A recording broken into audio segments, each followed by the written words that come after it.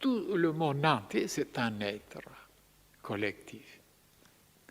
Et comme ça, il arrivait à se dégager de tout ce qui est inférieur, de tout ce qui est séparé, parce que la personne n'est rien d'autre que la séparation. De s'isoler, de se séparer et de considérer tout le monde comme un adversaire pour le combattre ou pour le voler. Et tandis que cette philosophie Jnana Yoga, qui par la méditation et la réflexion et l'analyse arrive à découvrir qu'il y a un être seulement, Dieu lui-même, et que toutes les autres, ce sont des pensées dans sa tête, toutes les créatures. Et de cette façon, il n'y avait plus de guerre et d'hostilité. Et moi, je l'ai expliqué autrement. Je disais, voilà, vous avez un verre ici, voilà un autre verre ici. Vous pouvez ajouter 3, 4, bon. Et voilà, et ils sont différents, de couleurs différentes, de dimensions différentes, de contenus différents, de mesures, de tout, même de qualité, même, voilà, de matières différentes. Mais supposez maintenant que je mets dans tous ces verres-là un parfum, le même parfum. Voilà le contenu, voilà, la forme est différente, mais il y a le même contenu. Ça veut dire la même quintessence. Et voilà qu'elle a d'autres propriétés, cette quintessence. Elle n'est pas comme les verres qui restent là, qui ne bougent pas, qui ne changent pas, leurs dimensions sont les mêmes. Et voilà qu'elle se met un petit peu, si elle n'est pas fermée, elle se met un petit peu, se lever, un petit peu se promener, un petit peu s'élargir un peu. Quel libertinage, vous voyez.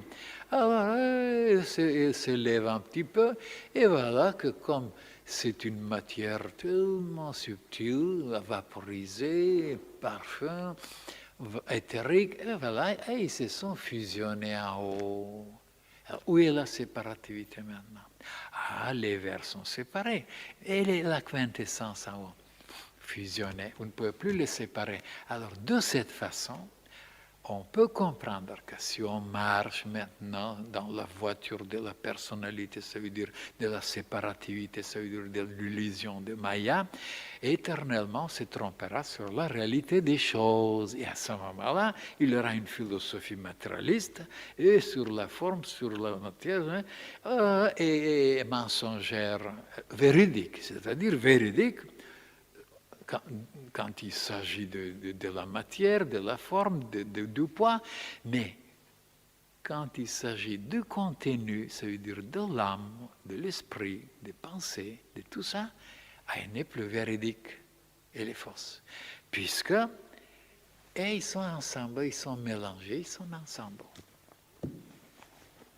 Et voilà, la science matérialiste n'est pas arrivé jusqu'à là à penser comme ça, à réfléchir comme ça. Et la preuve, et ne sait pas encore même qu'est-ce que c'est même les rayons qui viennent du soleil. Et moi j'ai dit, ce sont les pensées du soleil. Et comment je sais ça? Ben, c'est très simple. Nous sommes maintenant 3. Supposons que nous sommes 3 ici sur la table. On s'aime beaucoup. Il y a une quintessence en nous. Et voilà, nous sommes séparés, isolés. Personne ne voit qu'il y a des courants, il y a des échanges, il y a des forces, des énergies. Ici, ces fusions-là, si nous nous aimons, et quelque chose. Et en apparence, nous sommes séparés. Donc, la science matérialiste est véridique, mais pas complètement. Véridique seulement au point de vue physique, matériel. C'est vrai, nous sommes séparés, mais intérieurement, dans notre fort intérieur, dans ces émanations, nous ne sommes pas séparés. Et maintenant, si nous devons réfléchir maintenant, comme pour le parfum, regardez, la forme et les contours sont là, mais il n'y a plus de contours quand il s'agit pour le contenu, pour le parfum. Il n'y a plus de contours. Vous ne pouvez pas dire, voilà, les lignes, voilà, ça s'arrête comme. Vous pouvez dire, voilà, où sont les limites, tout ça, les contours. c'est géométrique, c'est mathématique, ça ne change pas. Mais pour ce qui bouge, pour ce qui est vivant, pour ce qui est rayonnant, est-ce que vous pouvez dire où sont les contours, où sont les limites, où sont... Non. Alors, prenez-moi maintenant, prenez-moi. Vous pouvez exactement dessiner mes contours, mon profil, mon corps, tout, n'est-ce pas, mathématique. Est-ce que c'est moi le corps que vous dessinez? Est-ce que moi j'ai des contours? Non. Alors, moi, je ne suis pas le corps physique. Je suis cet être qui pense, qui sent, qui agit. Et il se peut qu'il y ait un petit peu plus que le corps. Et c'est pourquoi, de fil en aiguille, j'ai présenté devant les frères et sœurs ceci. Je disais, si je vous dis que les pierres sont dans l'air, ils flottent, vous direz, c'est pas possible, il est fou. Et si, je vois les pierres qui flottent dans l'air. Ah, et qu'est-ce que c'est la poussière alors? C'est des petites pierres très très diminuées. Ah, et d'où ça vient? Ce n'est pas la terre, ce n'est pas les pierres, ah, des petites particules. Mais oui, la même nature, la même qualité. Alors, les pierres qui sont gros, qui sont petits, ils sont dans l'air, ils flottent.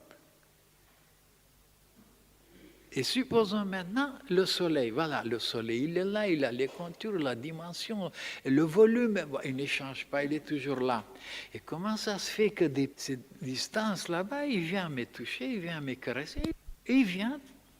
Alors donc, comment il s'élargit et il vient jusque chez moi pour me caresser? Eh bien, si il est capable de faire ça, moi aussi. Et ma pensée, alors, qu'est-ce que c'est ma pensée? Quand je vois la pensée, moi aussi, je peux caresser quelqu'un à des milliers de kilomètres. Et oui. Ah, alors ma pensée, ce sont des émanations, ce sont des projections, exactement comme le soleil qui projette sa quintessence là, et lui, il ne bouge pas, il est là. Mais sa pensée, il est capable de l'amener jusqu'ici. Et attendez, on ne sait pas jusqu'où il peut l'amener. Des milliards, même là, la science astronomique n'est pas encore arrivée de déterminer jusqu'où les rayons sont capables d'aller dans l'espace. Ils vous disent, voilà, plusieurs années de lumière et ils continuent encore les rayons de Mars. Plusieurs années de lumière, vous vous rendez compte qu'est-ce que c'est? Moi, je ne me rends pas compte. C'est un chiffre de temps, des années, c'est formidable. Et il continue encore. Alors, qu'est-ce que c'est maintenant ça? Ben, c'est son âme. C'est son âme qu'il projette. C'est ses pensées.